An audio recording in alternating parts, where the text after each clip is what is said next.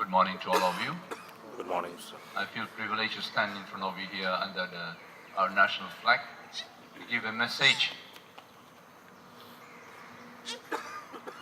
We have heard today itself wonderful speeches about our country, about our freedom, and the many wonderful things that India has and is, and also many other negative things that is happening around in India.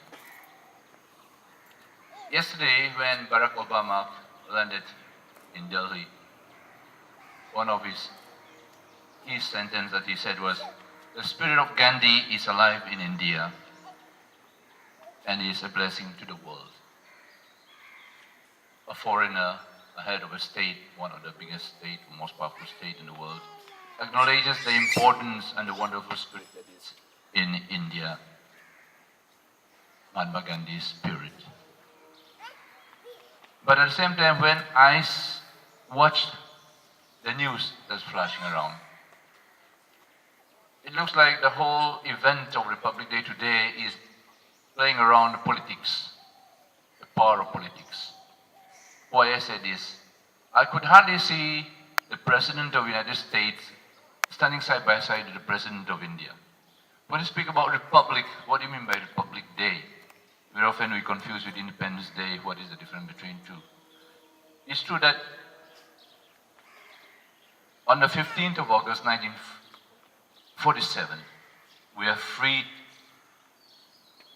from the power of the British people having our independence. But we really got our true independence on the 26th of January 1950, when we had our first elected president, chosen by our own votes, the people of the time. And it's time when we really got to become republic, not merely independent from foreign rule, but became republic, and having our own head of the state, head of nation, who is the president. Of course, our system of governing gives president a very much shadowy figure, but at the same time, he is the head of the state. But what I'd like to speak today is not so much about political side of it, but we have become independent. We have become free. We are being ruled by our own people. We have chosen our own leaders. Here I'd like to insist the importance of practicing a franchise. Election. Very often many people escape to vote because it's too troublesome to go to vote, maybe early morning or a faraway place. But there's our right to practice our franchise, our freedom to choose our leader. And that is one of the biggest freedom, the rights that we have got through our republic.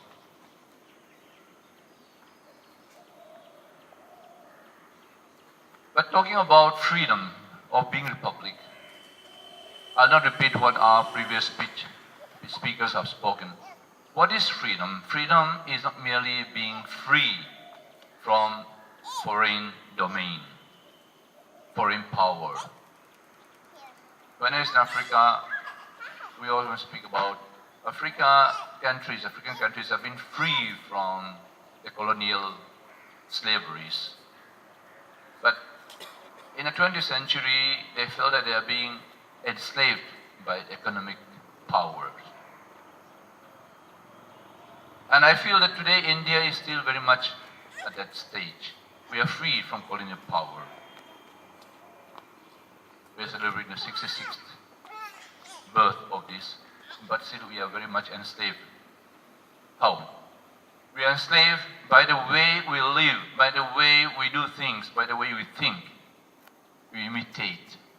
We try to be copycats of what foreign powers are in many walks of life. Today we have to be free from this. We have to learn that we must be proud of what being an Indian means. The first time I went abroad, I was feeling shy to be an Indian. Because that time my conviction was that India was a poor country and that it has nothing to offer to the rest of the world, especially European countries or Western countries. And it was awkward to say that I'm Indian, because immediately, especially the Britishers will look down on you. But second time when I went, I felt very proud about it because I realized that there are so many other nations who do not have as much as we have, who cannot produce as good things as we can produce, and who don't have so much freedom and liberty as we have. This realization comes only when I start comparing and studying what India is really in comparison to many, many other countries in the world.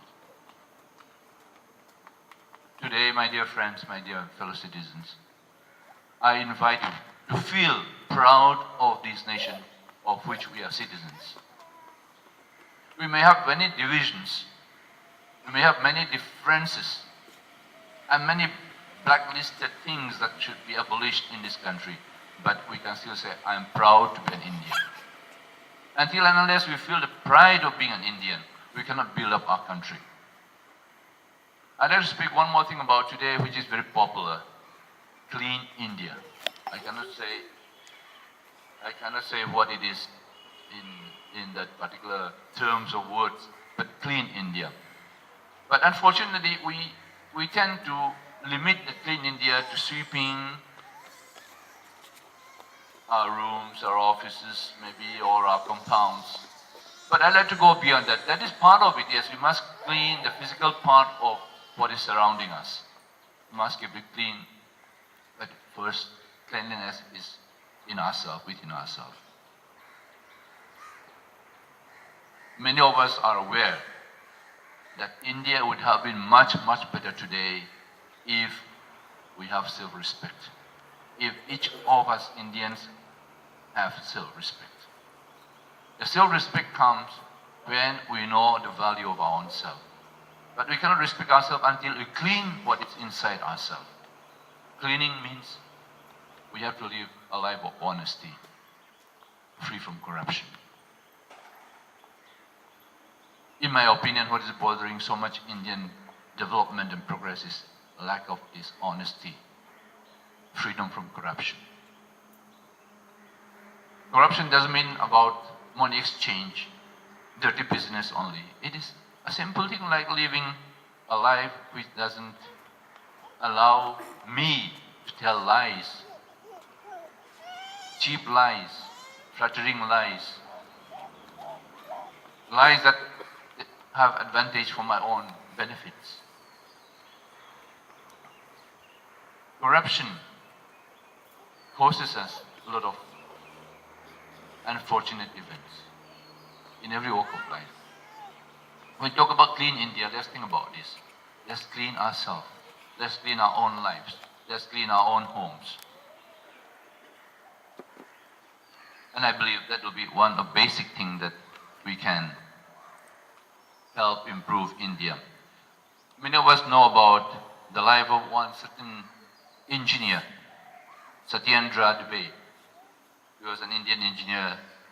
He was in the IES, and he was the project director of the National Highway Authority of India, NHAI, at Kadarma. And we know the history. Being an honest man, he saw the amount of corruption in that national highway building in the quadrilateral line. An amount of corruption. He tried his best to make it true, but he couldn't on his own. So he tried to get help from powerful people in the politics. Even to the Prime Minister, he wrote a letter. Unfortunately, we don't know why, if because of the letter that was published, or because of some other things. He was killed in 2003 because he tried to fight against corruption. To fight against corruption may cause us a lot of pain within ourselves, may cause a lot of difficulty with our neighborhood, but this is what we have to fight as a good citizen of this country. To free our nation of corruption, to clean India. Last night also I heard the President giving his message in which he said, religion should not be a blocking instrument for unity. Instead, it should be a positive instrument for unity. In India, we've got people of all different types of religion. But today, many of the people are afraid to practice the religion in one form or the other because of the fear, oppression, or whatever. But instead, if one is genuinely a religious person, in a sense, fear God, whomever you may worship, he definitely is a trustworthy person. But when you bring religion as part of politics, part of a style of life, and not worship the God, then becomes cumbersome, a blocking instrument for progress. Therefore today, when you think about our nation, we think also about our faith in God who has given us this country. Let us be genuine to what we believe in, the God in whom we believe. If we all are genuinely worshipping our God, whom our ancestors have handed down to us to worship, we can be sure that we are honest people. With this thought in mind, I end again with this statement saying that may we always live in the spirit of Gandhi, love and peace. May we always live in the spirit of Gandhi, love and peace. Thank you. Jai Hind.